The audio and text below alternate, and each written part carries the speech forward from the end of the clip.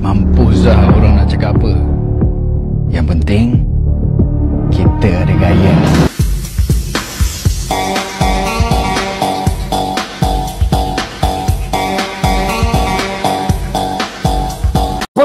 Makin power lah Malaysia lepas ni sebab ada 4 pemain warisan yang akan join skuad Harimau Malaya tau.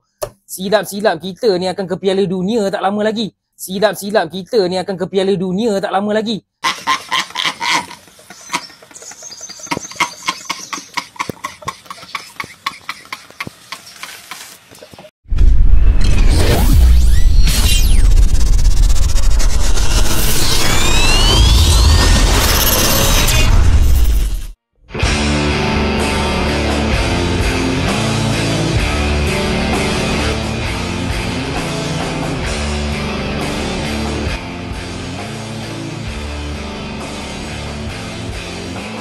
Timnas Malaysia kembali bikin heboh. Bukan karena taktik revolusioner, bukan karena prestasi gemilang, tapi karena tiba-tiba muncul 5 pemain naturalisasi yang mencurigakan, tak terlihat punya darah Malaysia sama sekali. Muncul dari langit atau dari katalog pemain luar negeri.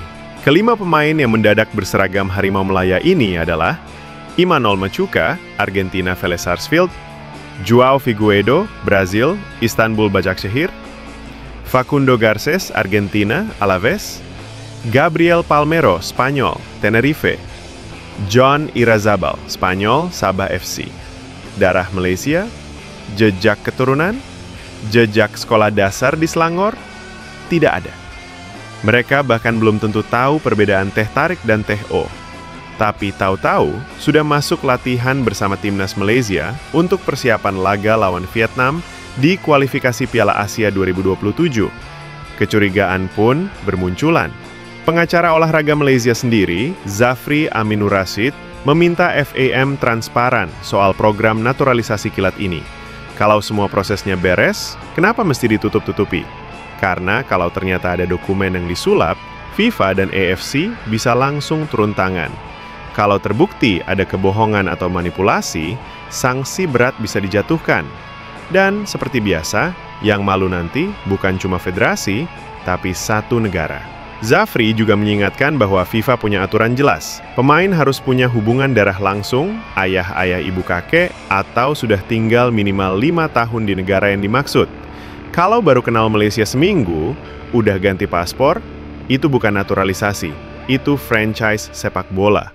Seperti dijangka, Persatuan Bola Sepak Malaysia FAM tidak mengulas bagaimana mereka mempunyai kaitan dengan Malaysia. Mengikut peraturan FIFA, pemain yang lahir di luar negara dan memiliki kewarganegaraan asing hanya layak bermain untuk negara lain jika mereka mempunyai hubungan kekeluargaan melalui ibu bapa, datuk atau nenek. Namun tiada penjelasan terbuka diberi tentang salah silah mereka. Lebih mengejutkan, kebanyakan mereka tidak pernah bermain dalam Liga Malaysia kecuali John Irazabal. Isu ini mengundang 2 persoalan utama. Adakah pelaburan ini memberi peluangan sukan yang setimpal? Dari sudut bola sepak, adakah strategi ini menguntungkan Malaysia? Indonesia hampir ke Piala Dunia 2026 dengan pemain warisan Indo-Dutch. Satu langkah yang masuk akal sedikit memandangkan sejarah kolonial mereka dan realiti bahawa berpuluh ribu rakyat Indonesia mempunyai darah kacukan Belanda. Pemain-pemain warisan untuk Malaysia pula, walaupun beraksi di Liga Eropah dan Amerika Syarikat, bukan antara bintang utama di sana. Negara-negara seperti Jepun, Korea Selatan, Arab Saudi dan Iran mempunyai pemain yang benar-benar elit dan lahir serta dibentuk dalam sistem bola sepak mereka sendiri. Lebih pedasnya lagi, media Vietnam ikut membongkar. Media Laodong mengingatkan bahwa naturalisasi ilegal bisa kena sanksi berat. Gagal membuktikan garis keturunan atau masa tinggal sama dengan pelanggaran. Kegagalan untuk membuktikannya akan mengakibatkan pelanggaran dan dapat mengakibatkan sanksi berat, tulis Laodong. Dan sampai sekarang, FAM masih diam. Gak ada penjelasan apakah kelima pemain ini punya koneksi dengan Malaysia atau sekadar dipinang karena skill FIFA ratingnya tinggi. Lucunya, Malaysia dulu sempat nyinyir soal naturalisasi timnas Indonesia. Katanya nggak orisinil, katanya instan, katanya paspor doang. Sekarang, Mereka sendiri yang paling ngebut pasporin pemain asing, bahkan lebih asing dari istilah nasi lemak buat lidah orang Argentina. Indonesia naturalisasi pemain keturunan. Mereka lahir dari darah Indonesia, besar di luar negeri, lalu pulang bawa pengalaman. Malaysia, sewa pemain dari luar negeri, kayak kontrak 3 bulan. Main dulu, baru cari alasan soal asal-usul. Naturalisasi itu sah, tapi jangan lupa, kalau identitas bangsa bisa dibeli, maka harga diri tinggal recehan. Garuda membangun pondasi. Harimau lagi sibuk ngecat belang palsu. Jelang pertandingan Malaysia versus Vietnam, Malaysia gencar-gencarnya menaturalisasi pemain, ya guys.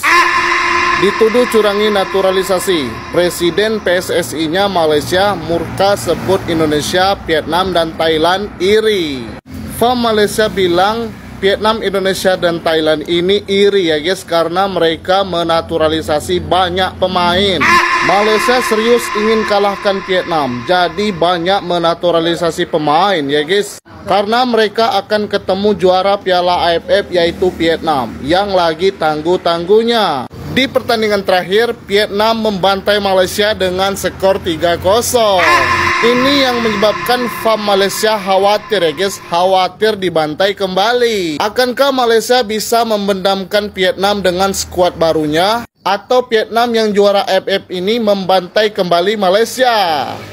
Weh, apa yang Harimau Melaya tengah buat? Tak ada angin, tak ada ribut. Facundo Garces masuk Malaysia.